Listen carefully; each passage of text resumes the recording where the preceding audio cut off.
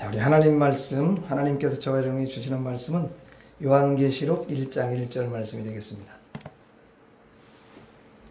하나님께서 저와 여러분에게 주시는 말씀은 요한계시록 1장 1절.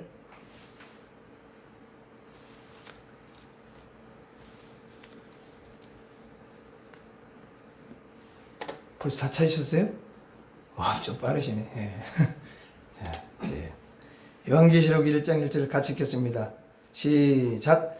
예수 그리스도의 계시라. 이는 하나님이 그에게 주사 반드시 속히 일어날 일들을 보이시려고 그의 천사를 그종 요한에게 보내어 알게 하신 것이라. 여러분들만 한번 해보겠습니다. 시작. 예수 그리스도의 계시라. 이는 하나님이 그에게 주사 반드시 속히 일어날 일들을 그에게 보이시려고 그의 천사를 그종 요한에게 알게 하신 것이라. 아멘. 한 주간 동안 잘 보내셨어요? 참. 하나님께서 이 어려운 중에도 여러분들이 방역도 이렇게 잘 하시면서 또 주님 앞에 나와서 예배 드리는 그 중심을 우리 하나님 너무도 귀하게 여기시고 또 기뻐하시고 그 중심을 그대로 받아주시고 여러분의 심령에 크신 은혜를 주시고 또 축복해 줄 줄로 믿습니다. 그리고 여러분들 때문에 가정이 반드시 복을 받게 되어 있어요. 하나님은 그것을 계획하신 줄로 믿습니다. 그래서 아브라함을 불러가지고 아브라함을 통해서 복이 흘러가게 하신 것처럼 그렇게 여러분들을 축복의 주인공으로 다 삼으신 것을 믿음으로 받으시기를 주의 이름으로 축원합니다. 우리 한번 옆 사람 한번 축복하도록 하겠습니다. 잘 될 것입니다. 잘 될 것입니다. 크게 잘 될 것입니다. 시작. 잘 될 것입니다. 잘 될 것입니다. 크게 잘 될 것입니다. 안 한 사람 시작. 잘 될 것입니다. 잘 될 것입니다. 크게 잘 될 것입니다. 나도 크게 잘 될 것입니다. 나도 크게 잘 될 것입니다. 할렐루야. 하나님께 영광의 박수 올려드리겠습니다.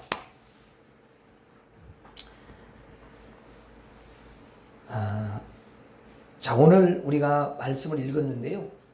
특별히 이제 요한계시록 이 1장 1절에 보니까 예수 그리스도의 계시라 그렇게 이야기를 하고 있습니다. 자, 여러분, 예수 그리스도의 계시라 이 말은 예수님께서 계시를 주신다 그런 말이죠. 그래서 요한계시록은 바로 예수님이 요한에게 뭐예요? 주신 그 계시의 말씀인 거죠. 원래 계시라는 건 이렇게 감춰져 있는데 그것을 말씀을 해서 열어서 보여줘야만이 알 수 있는 거거든요. 사도 요한에게 예수님께서 오셔서 말씀하셨다는 것은 이제 예수님께서 지금도 살아 계시다라는 것을 알려주시는 거예요. 예수님은 지금도 하늘에서 살아 계신 줄로 믿습니다.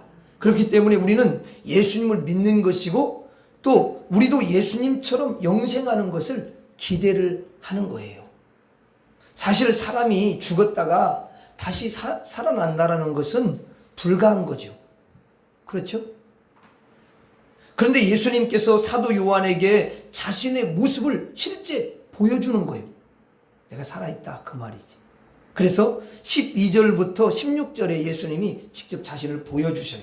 자, 한번 12절부터 16절까지 우리 한번 천천히 읽어보겠습니다. 시작. 몸을 돌이켜 나에게 말한 음성을 알아보려고 돌이킬 때에 7 금촛대를 보았는데 촛대 사이에 인자 같은 이가 발에 끌리는 옷을 입고 가슴에 큰 띠를 띠고 그의 머리와 털의 희기가 흰 양털 같고 눈 같으며 그의 눈은 불꽃 같고 그의 발은 풀무불에 단련한 빛난 주석 같고 그의 음성은 맑은 물소리와 같으며 그의 오른손에 7별이 있고 그의 입에서 좌우에 날선검이 나오고 그 얼굴은 해가 힘있게 비치는 것 같더라.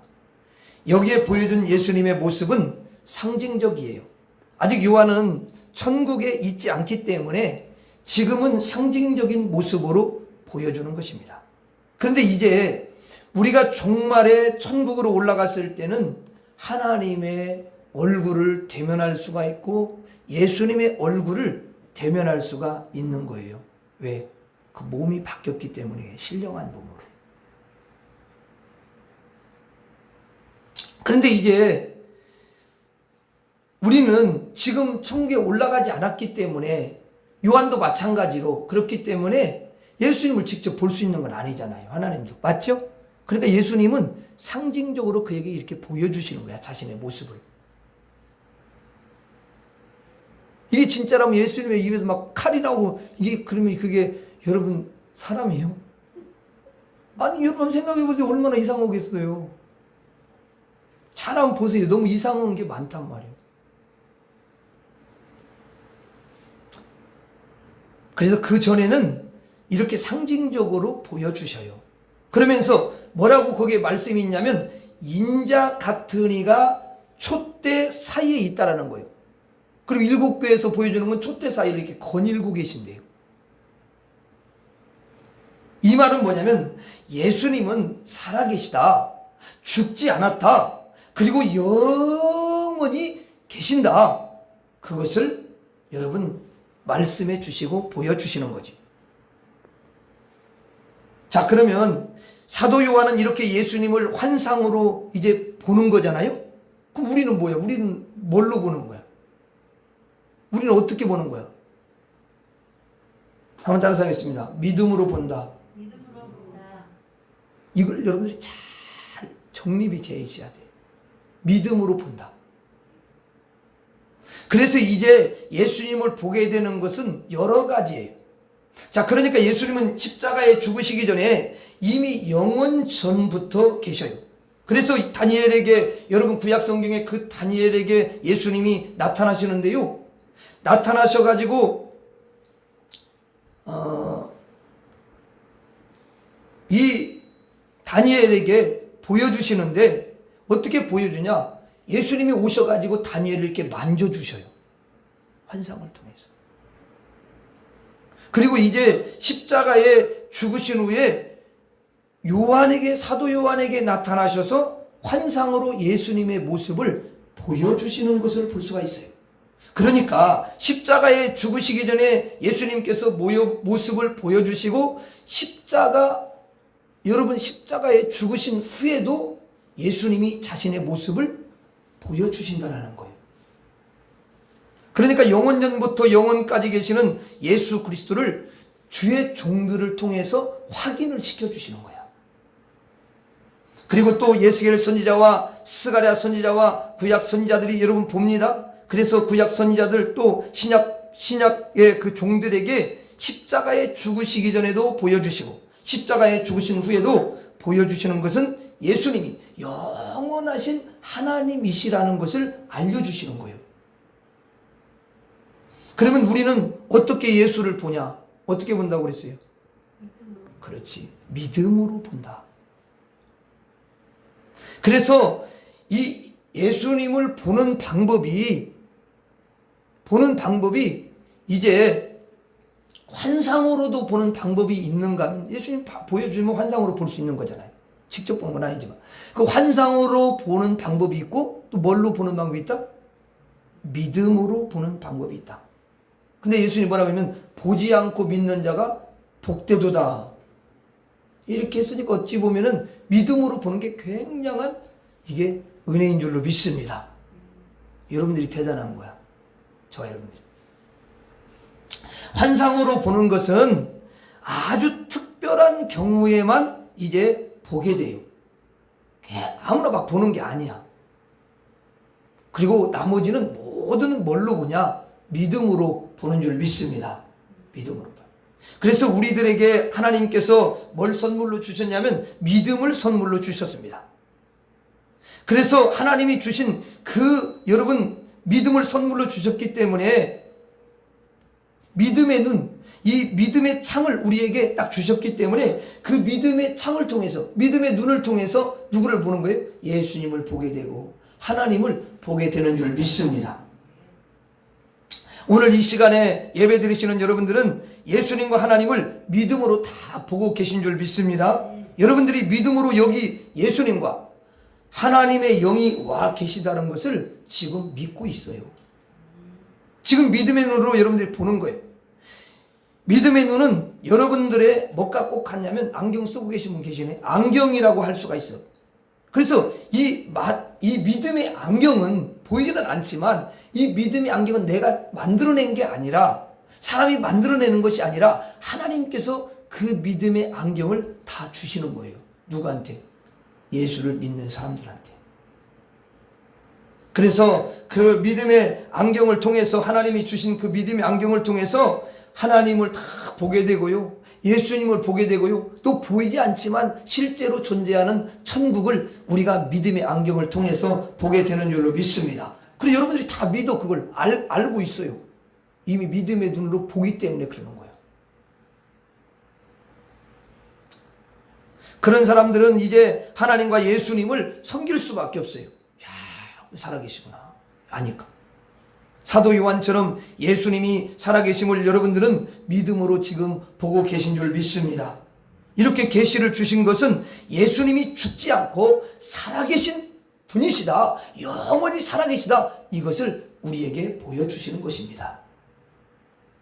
그리고 예수 그리스도의 계시라 이 말은 또 앞으로 예수께서 이 우주에 어떠한 일을 하겠다 하는 계획을 이제 말씀을 해주시는 거예요. 우주는 종말이 있고 종말 때는 무슨 일이 일어나고 벌어지는가. 종말 때는 예수님께서 이제 심판주로 탁 오셔가지고 또 구원주로 오셔가지고 구원과 심판의 역사를 하신다. 그 미래의 시간표를 예수님께서 이렇게 가르쳐 주시는 것이, 보여주시는 것이 뭐냐? 예수님의 계시라는 거예요. 계시. 보여줘. 그 전에는 예수님이 보여주지 않으면 몰라. 계시니까. 근데 대표로 요한을 갖다가 이렇게 불러가지고 마지막까지 예수님 제자 중에 살아남은 요한에게 그 요한계시록을 동영상으로 싹 이렇게 영적으로 보여주시는 거예요. 아멘입니까? 예수님은 미래를 여러분 다 아십니다. 예수님이 왜 미래를 아시겠어요? 예수님이 창조주이시기 때문에 그렇습니다. 할렐루야. 여기서 예수 그리스도의 계시라 이 말은 미래에 무슨 일이 앞으로 계속 오게 되는데 그 모든 것을 하나에서 열까지 주관하시는 분이 누구냐? 그것을 주관하시는 분이 예수 그리스도이시라는 거예요. 그것을 알려주셔요. 예수님께서 미래의 주권자이시다 하는 것을 알려주시는 거예요. 그래서 예수님과 손잡은 자는 예수님의 의도대로 예수님의 뜻대로 구원의 역사가 일어나게 되는 줄 믿습니다. 예수 그리스도의 계시라 이 말은 예수님이 지금도 살아계시고 영원전부터 영원까지 살아계시는구나 하는 것을 알려주시는 것이고 보여주시는 것입니다. 그리고 미래의 주관자가 누구냐? 예수님이시라는 거예요. 미래의 주관자는 여러분 마귀가 마음대로 하는 게 아니에요. 또 여러분 미래는 사람이 막 주관하는 게 절대 아닙니다. 아무리 뛰어난 여러분 과학자나 사람들이 모여서 미래가 어떻게 될 것인가 그래가지고 회의하고 또 막 연구를 여러분 하고 그렇게 한다고 해서 미래를 그들이 어떻게 만들어내는 게 아니에요. 어떻게 할 수 있는 게 아니야. 그리고 여러분 그들이 그렇게 많이 회의를 하고 연구한다고 해서 종말을 막을 수가 있냐? 없습니다. 종말을 어떻게 막겠어요? 미래를 주관하지 못해요. 하나님이 정해놓으신 미래가 있는데요. 그것은 예수님이 정해놓은 것이고 거기까지 가게 하는 것이 예수님이시고 어떤 방식으로 가게 하는 것까지도 누가 주관하시냐? 예수님이 하나에서 열까지 다 주관을 하신다는 거예요. 여러분 인생의 마지막에 이제 개인의 종말이 오게 되잖아요. 그 종말 마지막 죽음까지 주관하시고 인도하시는 분이 예수 그리스도인 줄로 믿습니다. 사람이 마음대로 할 수 있는 게 아니에요. 내 인생을 내 마음대로 계획하고 마음대로 성취하고 미래를 내가 주관하는 것처럼 보여도 그 주관자는 예수님이셔요. 그래서 자기 인생의 미래를 주관해 보려고 열심을 다하고 열심히 살아요. 최선을 다하고요. 그런데 미래는 자기가 주관하는 게 아니라는 거예요. 이 우주의 미래와 개인의 미래도 모두 예수님이 주관하시는 줄로 믿습니다. 그래서 우리는 예수님을 구주로 모시고 인도자로 모시고 예수님을 해결자로 모실 때 예수님의 은혜를 받아서 이 세상에 승리할 줄로 믿습니다. 오늘 여러분들의 미래는 누가 결정하냐? 내가 결정하는 게 아니에요. 예수님이 결정하십니다. 그래서 여러분이 예수님과 하나님 앞에 나오신 줄로 믿습니다. 여러분, 미래를 자기가 주관한다라고 생각하는 사람들이 있잖아요. 누구예요? 하나님 밖에 있는 사람들. 이 사람들은 교회에 올 필요가 없어요. 안 옵니다. 그냥 혼자서 열심히 살면 되겠죠. 그런데 여러분들은 그게 아니에요. 나의 미래는 예수님이 주관하신다, 이걸 알기 때문에 지금 예수님께 나와서, 하나님께 나와서 예배를 올려드리는 줄 믿습니다. 여러분이 마지막에 이제 천국 갈 때에도 누가 인도하시냐? 예수님이 인도하셔요. 마지막 죽을 때에도 예수님이 그것을 다 주관하시는 줄 믿습니다. 천국에 들어갈 수 있도록 그때까지 예수님께서 여러분들의 인생을 다 주관하시고 인도해 가시는 거예요. 한번 따라서 하겠습니다. 예수께서 계시를 주셨다. 다시 한번, 예수께서 계시를 주셨다.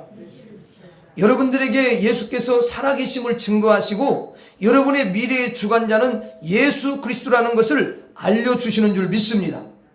그래서 사도 요한은 이 예수님의 미래에 펼쳐질 계시를 다 이렇게 받으면서요, 야, 예수님이 이렇게 펼쳐 가시는구나, 미래를. 예수님께서 이렇게 미래를 주관해 가시는구나 하는 것을 너무 잘 알게 된 거야, 가르쳐 주니까. 여러분들도 사도 요한처럼 나의 미래는 예수님께서 주관하시고 온 우주를 예수님께서 인도하신다는 그 신앙을 굳건히 하시기를 주의 이름으로 축원합니다. 그리고 이제 10절을 한번 읽어보세요. 10절 시작. 주의 날에 내가 성령에 감동되어 내 뒤에서 나는 나팔 소리 같은 큰 음성을 들으니. 자, 보세요. 지금 이제 사도 요한이 예수님의 말씀을 듣는데 예수님의 말씀을 언제 듣느냐는 거야. 여기 언제 듣는다고 되어 있어요? 주의 날. 자, 여러분 저를 봐주세요. 주의 날, 그때 예수님이 뭘 주냐면 계시를 주셔. 말씀을 주신다는 거예요. 자, 여러분 날이 많잖아요. 자, 월요일도 있고 화요일도 있고 수요일도 있고 날이 많죠? 그런데 주의 날, 이 날을 딱 정해가지고 그때에 계시를 주시고 말씀을 주신다는 거예요. 그래서 주의 날은 예수님께서 십자가에 죽으신 후 부활하신 날입니다. 아멘. 자, 금요일은 어때요? 금요일은 예수님이 십자가에서 죽으시죠. 자, 토요일은 어디에 있어요? 예수님이 무덤에 있죠. 그러면 여러분, 이제 예수님 언제 부활하셔? 주일에 부활을 하셔요. 그러니까 오늘 같은 주일을 가리키는 거예요. 그래서 주일이라고 부르는 이유는 주의 날이니까, 주님이 부활하신 그 날이니까 주일이다, 이렇게 이야기를 하는 거예요. 그래서 믿는 사람들은 다 뭐라고 그래요? 주일, 이렇게 말을 하잖아. 그런데 예수님을 안 믿는 사람들은 주일이라고 절대로 하지 않더라고. 내가 보니까. 뭐라고 이야기해요? 일요일. 그렇게 말을 해요. 근데 저는 이제 전도할 때 주일이라는 말도 쓰지만 그들 수준에 내려가기 위해서 일요일이라는 말을 내가 쓰는 거지, 몰라서 안 쓰는 게 아니에요. 그렇게 씁니다, 쓰기는. 왜? 그 사람 수준을 맞춰줘야 되니까. 근데 평상시에는 주일이라는 말을 우리가 쓰는 거죠. 그러니까 오늘이 뭐예요? 주의 날인 거죠. 예수님께서 부활하신 날, 그날 계시를 여러분 주시고 말씀을 주셨다는 거예요. 이제 구약시대에는 안식일에 예배를 드렸어요. 안식일은 여러분 어때요? 토요일이죠? 그래서 구약시대에는 토요일에, 안식일에 예배를 드렸던 걸 볼 수가 있어요. 그래서 지금 이제 정통교회에서 이단이라고 말하는 안식교가 있습니다. 안식교는 절대 주일을 예배드리지 않아요. 토요일 날 예배드려요. 그러나 안식일을 지켜야 된다는 거야. 그래야 구원받는다고 생각을 해요. 그런데 예수님께서 주의 날에 나타나셔서 주의 날에 계시하십니다. 주의 날에 말씀을 하시는 거예요. 주의 날에 이렇게 말씀을 예수님이 전하십니다. 주의 날의 미래를 딱 펼쳐주시고 주의 날에 하시는 것을 볼 수가 있어요. 우리가 왜 주일에 예배를 드리느냐? 바로 주님이 계시를 주셨기 때문에 그러는 거예요. 그때 말씀을 주시기 때문에 그러는 줄 믿습니다. 토요일 날 구약의 안식일에 주신 게 아니에요. 주의 날 주님이 말씀을 주시고 제자는 주님에게 말씀을 듣는 거죠. 그게 뭐냐면 예배야. 예수님으로부터 말씀을 듣는 게 예배잖아요. 아멘. 하나님의 말씀을 듣는 게 예배예요. 그래서 여러분들이 오늘 이렇게 주일날 오셔서 항상 말씀을 듣는 것입니다. 그리고 그때 요한은 경건한 마음으로 예수님께 경배를 드리고 예수님을 섬겼어요. 주일에 주님이 하십니다. 그래서 이때부터 예배는 주일날 드리게 된 거예요. 기초가 거기에요. 거기서 기인됐다 그 말입니다. 주일날 예수님의 말씀, 하나님의 말씀을 듣는 거예요. 이제 구약이 끝나고 신약이 시작된 건데 여러분들은 주님이 부활하신 신약 시대에 살고 있는 줄 믿습니다. 그런데 이제 구약은 주님이 부활하신 때도 아니고 죽으신 때도 아니에요. 맞죠? 그러니까 예수님께서 이렇게 부활하신 날 말씀을 주신 것은 예수님이 가장 중요하게 여기시는 것이 무엇이기 때문에 그러는 거죠? 바로 주님의 부활하신 날이 중요하기 때문에 바로 예수님은 그 주의 날에 말씀을 주시는 거예요. 그래서 기독교 신앙은 예수님의 부활을 가장 중요하게 여기는 것입니다. 부활이 가장 핵심이야. 예수님이 죽었어. 부활 안 했어. 그럼 무슨 의미가 있어? 그건 다 어느 종교나 다 그렇게 하잖아요. 죽으셨다가 다시 사신 그 부활을 예수님은 가장 중요하게 여기신다라는 거예요.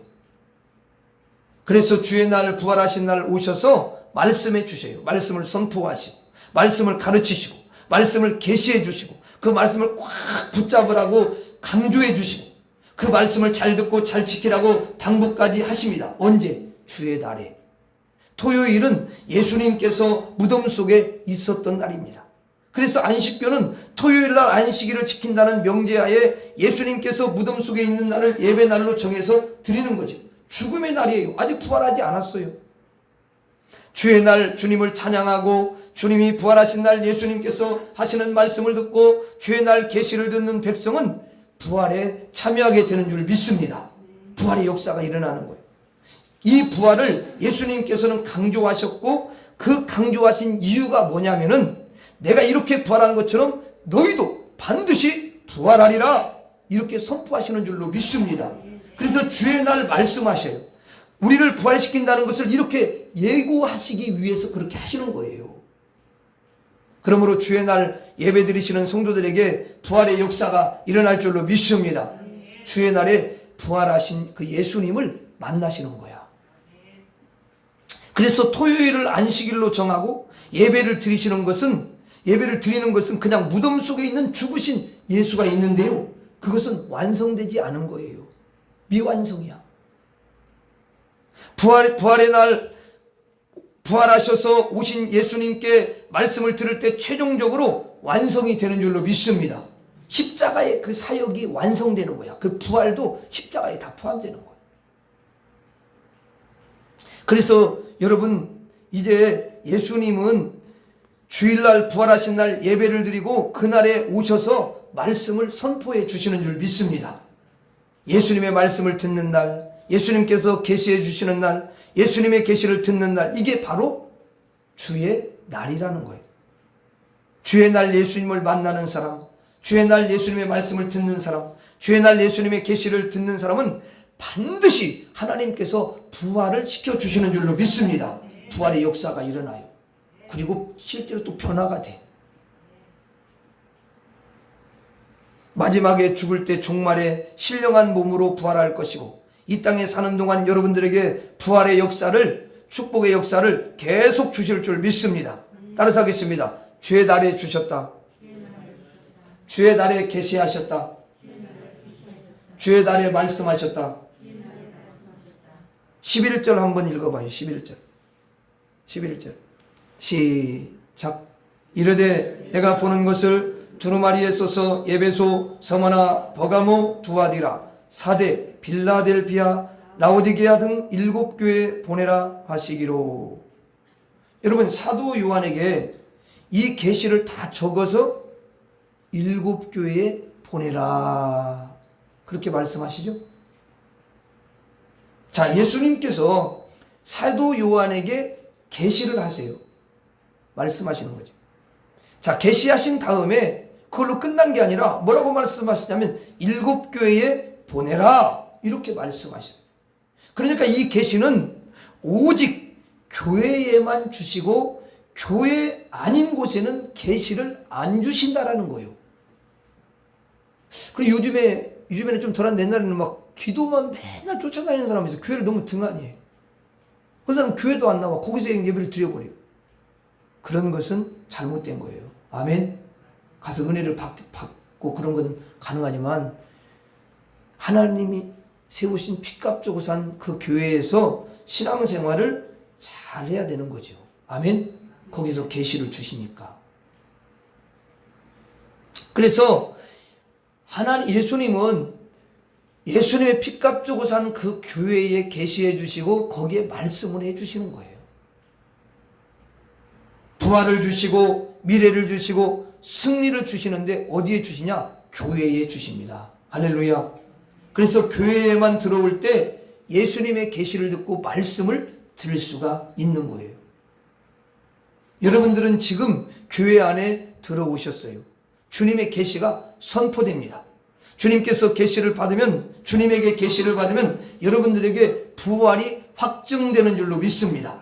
계시를 들으면 구원이 확정될 줄로 믿습니다. 그리고 계시를 들으면 여러분의 인생을 주님이 다 주관해 주시는 줄 믿습니다.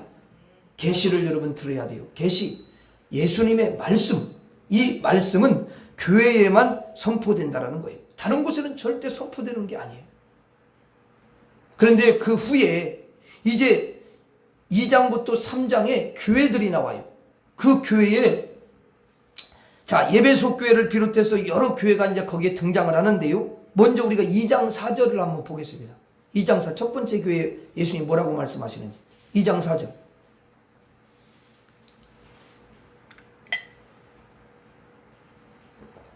자, 2장 4절 같이 읽어요. 시작. 그러나 너를 책망할 것이 있나니 너의 처음 사랑을 버렸느니라. 아니, 보니까 예수님이 교회를 책망하시네요. 왜냐하면 처음 사랑을 버렸대요. 믿음도 떨어지고 예수님 사랑했던 마음이 약해지고 또 성도들을 사랑했던 마음도 사그라지고요. 그래서 믿음이 떨어진 거예요. 그래서 책망을 예수님이 하시는 것입니다. 3장 2절도 한번 읽어봐요. 이게 사대교회죠? 3장 2절. 3장 2절. 한번 같이 읽어봐요. 시작. 너는 일깨어 그 남은 바 죽게 된 것을 굳건하게 하라. 내 하나님 앞에 내 행위에 온전한 것을 찾지 못하였노니. 이건 행위하고 연관되어 있어요. 그러니까 이 사대교회가 뭐가 온전하지 못하냐면 행위가 온전하지 못하다는 거야. 행위에 온전한 것을 찾지 못했지. 이 말은 뭔 말이냐면 너무 허물 많게 말씀하고 어긋나게 살아가고 있는 거야. 행위가. 그걸 이야기하는 거예요. 그 책망하죠. 그리고 이제 3장 15절과 16절 한번 봐요. 3장 15절 16절. 그건 무슨 교회야? 라오디게아 교회죠. 3장 15절 16절 한번 읽어봐요. 시작. 내가 내 행위를 아노니 내가 차지도 아니하고 뜨겁지도 아니하도다. 내가 차든지 뜨겁든지 하기를 원하노라. 내가 이같이 미지근하여 뜨겁지도 아니하고 차지도 아니하니 내 입에서 너를 토하여 버리리라. 자, 저를 보세요. 일곱 교회에 하나님이 계시를 주시는데요. 서머나 교회 그리고 빌라델피아 교회 같은 경우는 아주 예수님이 칭찬을 해주셔요. 저는 우리 교회가 이렇게 칭찬받는 교회가 됐으면 참 좋겠어요. 제 그 소원이야. 근데 사대교회라든지 다른 교회는 막 책망을 예수님이 하시는 거예요. 처음 사랑을 버린 거예요. 예수님을 처음에는 뜨겁게 그렇게 사랑했어요. 그런데 예수님에 대한 사랑이 갈수록 식은 거예요. 이 말은 믿음이 식은 거지. 믿음이 충만한 사람은 예수님을 사랑하는 거야. 그래서 막 모든 걸 주님 앞에 마음도 바치고 시간도 바치고 여러분 다 주님 앞에 이렇게 드리는 거야. 너무 사랑해서. 또 주님이 그 사랑을 그대로 받으시고 축복하시는 줄로 믿습니다. 또 보니까 이제 행위가 온전치를 않아. 그래서 예수님이 책망을 하신단 말이에요. 그런데 이렇게 부족하고 믿음도 여러분 떨어지고 행위도 형편없고 부족하고 그런 교회에다가 뭘 주시는 거예요? 계시를 주는 거야. 말씀을 주는 거야. 원래는 그런 교회, 이렇게 형편없는 교회는 어때요? 상식적으로 볼 때는 버려야 되잖아요. 그리고 계시를, 그런 교회는 뭘 계시를 줄 필요가 뭐가 있어? 줄 필요가 없지 않습니까? 그런데 왜 그들에게 계시를 예수님이 주시냐는 거예요. 인간의 여러분 감정 같으면, 인간의 속 좁은 마음 같으면요, 조금만 마음에 안 들어도요 끊어버릴 수도 있겠지만, 아니 예수님은 그렇게 허물이 있고 자 믿음도 떨어져 있는데 행위도 온전치 않은데 그들에게 예수님이 말씀의 계시를 주시더라는 거예요. 7교회가 있는데 7교회 중에는 잘못된 교회들도 있고 잘한 교회들도 있어요. 그럼 잘한 교회만 사랑하시지 왜 잘못한 교회까지 사랑하시고 그들에게 똑같이 잘한 교회나 잘한 교회하고 차등을 두지 아니하시고 똑같이 예수님이 계시를 주시느냐 그 말이죠. 예수님은 7교회를 택하셨는데요. 7교회가 중간에 허물이 있어도 예수님이 영원히 버리지 아니하시는 줄로 믿습니다. 사랑을 보여주세요. 너무 주님이 사랑하셔. 사람은 사랑을 끊고 버릴 수 있어도 예수님은 결코 사랑을 끊는 법이 없고 영원히 구원하심을 보여주시는 줄로 믿습니다. 7교회에 모두 계시를 보내셔요. 이 세상에 교회를 많이 세우셨는데 때로는 실수하는 교회도 있고 부족한 교회도 있고 주님의 이름을 욕먹이는 교회도 있고 허물이 있는 교회도 있어요. 그러나 예수님은 버리지 아니하시고 여전히 그 교회에 계시의 말씀을 주시는 줄로 믿습니다. 이게 예수님의 사랑이야. 그 계시를 주심으로 인해서 그 계시를 통해서 예수님의 마음을 알고 예수님의 뜻을 알고 그래서 바꿔지고 돌이키고 그래서 한 예수님이 기뻐하는 교회로 다시 예수님이 회복시키기를 그렇게 바라시는 거예요. 아멘. 예수님이 너무 사랑하셔. 절대 놓지 않으셔요. 왜냐하면 예수님이 세우셨으니까. 예수님이 택하셨으니까. 절대 안 놓으시는 거예요. 하나님은 성도를 택하셨습니다. 여러분 교회라는 것은 누구를 가리키냐면 성도를 가리키는 거예요. 아멘. 여러분 여기 7교회죠. 이거는 7성도야. 그래서 7교회 7성도 모두 이게 뭐냐면 성도라는 의미야. 아멘. 여러분들을 택하시고 그 후에 여러분이 믿음이 이제 떨어지고 사랑이 식어지고 행위가 온전치 아니하고 그래도 예수님은 여러분에게 여전히 말씀을 내려주십니다. 아멘. 계시를 계속 주셔요. 용서하시고 이해하시고 불쌍히 여기시며 긍휼의 마음으로 계속해서 사랑을 주십니다. 이게 바로 예수님의 사랑이셔요. 저도 마찬가지예요. 목사가 뭐 온전하면 얼마나 온전하겠어. 부족한 게 있죠. 기도하다 보면 예수님이 말씀을 하시는 것이죠. 깨닫게 해주셔요.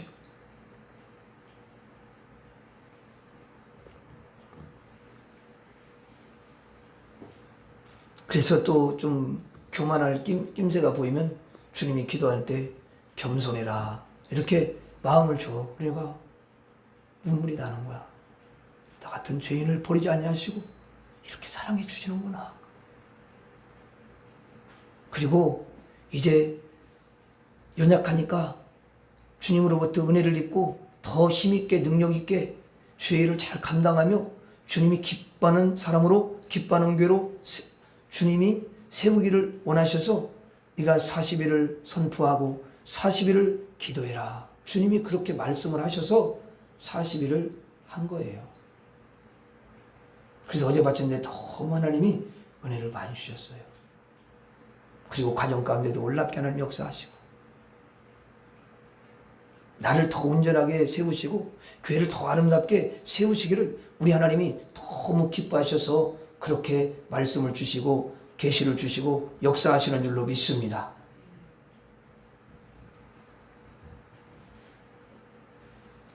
여러분, 예수님의 이 사랑이 얼마나 큰지 몰라요. 그러므로 우리는 옆에서 부족한 성도를 이제 볼 수가 있어요. 그러면 부족한 성도를 보면 여러분 이렇게 겉보기에는 행위가 온전하지 않고 믿음도 나락으로 떨어지고 인간적으로 봐서는 참 하나님의 복을 못 받을 것 같은데 그래도 하나님은 그를 포기하지 아니하시고 그를 꽉 붙잡아 주시고 영원히 구원을 취소하시지 않는 것을 믿으시기를 바랍니다. 오늘 예배드리려고 오신 우리 성도님들, 제가 여러분들의 면면을 보니까 참 여러분 부족한 게 많아요. 어때요? 부족해요? 부족하지 않으셔요? 만약에 혹시 나는 목사님 저는요 부족하지 않아요, 안 부족해요, 그런 분 계시면 그분은 구원받기 힘들어요. 다 부족한 분들입니다. 행위가 온전치 않은 분들이 얼마나 많아요. 또 마음도 온전치 않은 분들이 얼마나 많아요. 믿음도 항상 좋은 것이 아니라 어느 때는 쭉 떨어질 때도 여러분 있지 않습니까? 7 성도가 각각이에요. 똑같은 게 아니에요. 어떤 사람 행위가 온전치 못하죠. 어떤 사람 믿음이 툭 떨어져 있지요. 첫사랑 어떤 사람은 식어져 있지요. 다 다르지. 똑같습니까 여러분? 그런데 주님은 7교회 7 성도, 온 교회 온 성도를 절대로 포기하시지 않는 줄 믿습니다. 반드시 구원해 내셔요. 보니까 이 계시를 누가 받느냐? 사도 요한이 받습니다. 사도 요한이 이 계시를 받을 때는 핍박을 받을 때고 밤모섬에 유배를 갔을 때예요. 여러분, 사도 요한이 복음을 막 전하다가 이제 잡혀가지고 유배를 당한 거예요. 거기에 가둔 거지요. 그가 갇혔을 때, 가장 연약할 때, 소망이 안 보일 때, 절망 중에 있을 때, 그때 예수님이 찾아오셔서 계시를 주신 줄 믿습니다.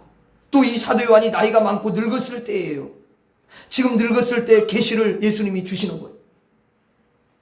예수님께서 사도 요한을 보니까요 참으로 너무 처량한 거야. 갇혀서 자기 마음대로 할 수가 없지요. 자기가 원하는 대로 할 수도 없지요. 너무 연약해요. 마음이 열해졌습니다. 거기다가 나이 먹어가지고 늙었어요. 너무 불쌍한 거예요.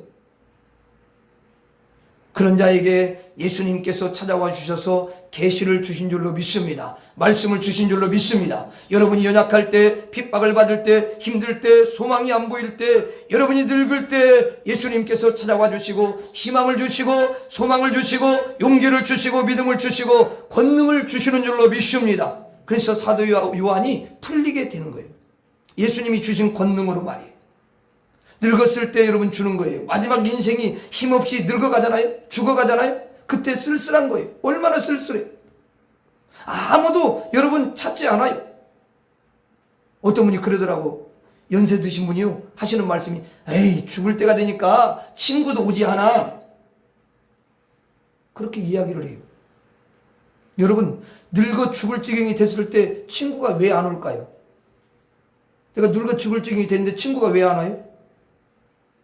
그 친구분도 늙어서 죽을 지경이라 못 오는 거야. 그 사람도 못 오는 거지. 똑같지 뭐. 그러니까 아무리 친한 친구도 마지막 가는데 친구가 되어줄 사람이 없다 그 말이야. 좀 이런 진리를 알아야지. 근데 예수님은 영원한 친구셔. 할렐루야. 늙었을 때, 인생의 종말이 왔을 때 예수님이 그에게 나타나셔서 그에게 소망을 주시고 권능을 주시고 승리케 하시는 줄로 믿습니다. 주님은 성도가 좀 부족해도 여전히 사랑하시고 구원하시고 그가 어려울 때, 나약해졌을 때, 늙었을 때, 죽을 때, 힘없을 때 찾아오셔서 그를 살리시는 줄 믿습니다. 그런 분이 누구시냐? 예수님이셔요. 너무 귀한 분이셔요. 요한에게 계시를 주셨다는 것은 연약한 성도를 찾아오신다는 거예요. 우리가 연약할 때도 예수님은 찾아오셔서 우리에게 힘을 주시고 우리에게 용기를 주시고 우리를 붙잡아 주시는 줄로 믿습니다. 따라하고 마치겠습니다. 예수님께서 계시를 주셨다. 주의 날에 주셨다. 교회에 주셨다. 기도하겠습니다.